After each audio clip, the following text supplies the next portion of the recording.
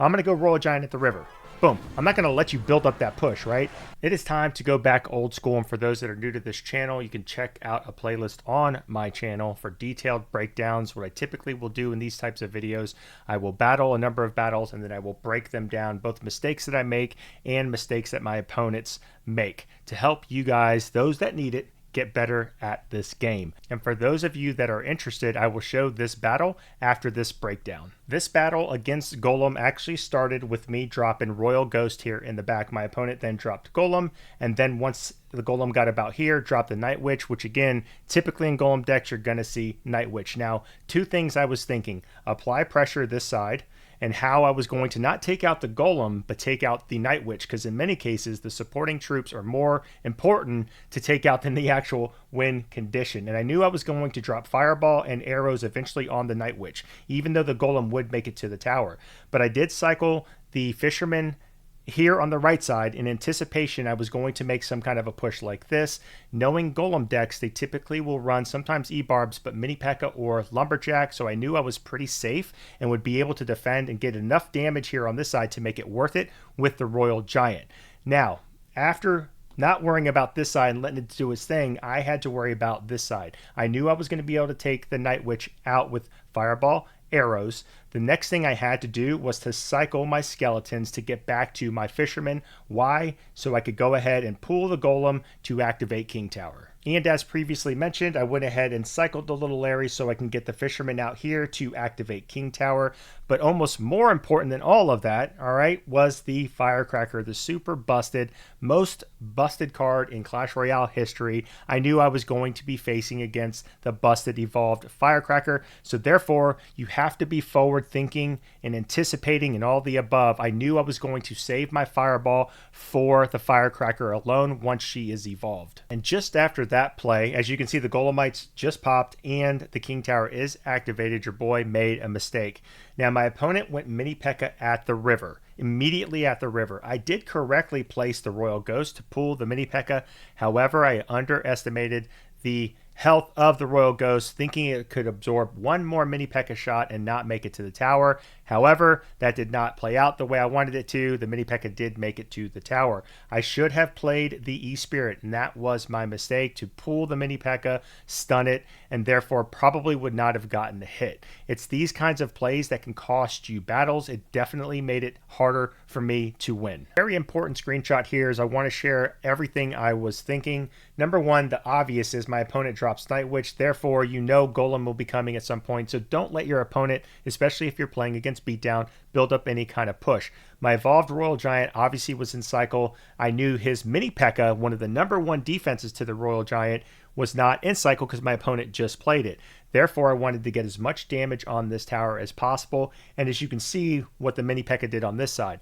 So what I'm also thinking is already this is probably going to go to a 2 tower to 1 kind of a victory. So I want to chip away as much as I possibly can, hopefully to get this side in spell range as quickly as possible. Then I can start putting my attention on the other side. This is actually the first time I used Phoenix in the battle, if I'm not mistaken. Before any of this happened, I went ahead and cycled Ghost here in the back. My opponent then decided to kite with the Golem, then put the Mini P.E.K.K.A. on the Ghost to take it out.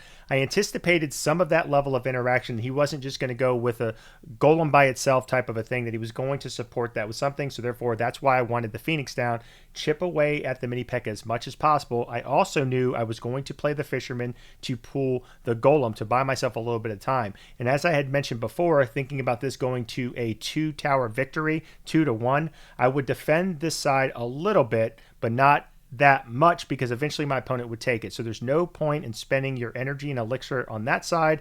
Try to take this side, which this is already in spell range, like I told you before, that I knew I had that tower at any time that I wanted to, and I also wanted to save the Fireball again for the evolved Firecracker. I would eventually start chipping away at this side. I wanted to defend this as much as possible, though, to make sure that my opponent couldn't 3-crown me. Now, after shutting down that push, I think my opponent was a little aggressive here with this lightning, but I think knowing knowing there was only 49 seconds left is likely why my opponent did it. But of course, my opponent dropped lightning and went ahead and got pretty good damage here, along with the golemites and things like that. But I knew I had a little mini counter push here. Wasn't really too worried about anything he could put because he didn't have his golem in cycle yet. He did have that evolved firecracker that was going to be coming out soon. But again, I have fireball and I'm holding it. But eventually, all I want to do is try to get back to another Royal Giant. My opponent then decides to play a little aggressive, as you'll see not only in the video, but in a future screenshot. And to me, it was his number one mistake. He should have anticipated the same thing he was trying to do to me, what I did to him. And what mistake my opponent made that cost him the battle, you might ask. We'll get to that in a second. As you can see here, this tower is basically gone. This tower is basically gone. My whole goal here is to chip away at this tower as much as possible. Obviously, we got to take out this busted firecracker, of course. But once these towers were gone, the mistake my opponent made was get super aggressive, dropped golem in the pocket. I had a fisherman here. I was able to pull the golem away toward the king tower, whatever the case is. Protect this side was the main objective. Buy myself time, but I then ahead and returned the favor and dropped a Royal Giant in the pocket. The only difference is I took a tower, my opponent did not. Now let's go ahead and take a moment to watch that replay in 2x speed. All right, let's go ahead and get this, like I said, 2x speed. All right, so as you can see, I have Ghost, right? So I'm going to cycle the Ghost in the back, like I said. Drops Golem. Okay, I knew Night Witch was going to be coming as well. Fisherman, Royal Giant, opposite lane. I knew I was going to apply a pressure. I was going to Fireball. And then I was going to eventually drop the arrows on the Night Witch. I'm getting a lot of damage on that side. I was going to cycle the Skeletons, as you can see. I was then going to wait to get the Fisherman down, activate King Tower. I was going to go ahead and reset. Now he goes, this is the mistake that I made. Goes Mini P.E.K.K.A. Should have went in with the E-Spear. As you can see there, though, got a shot off, right? Might have got two without the King Tower activation. Now, at this point, I know my opponent's building up a push, ready for on the opposite lane there, right? Ready for a push. I'm going to go Royal Giant at the river. Boom. I'm not going to let you build up that push, right? So we go ahead and let this all go. Does a lot of damage. We go ahead and arrow the Night Witch. I knew my opponent didn't have the elixir to drop Golem, and we would take that out and get a positive trade there with the Skeletons.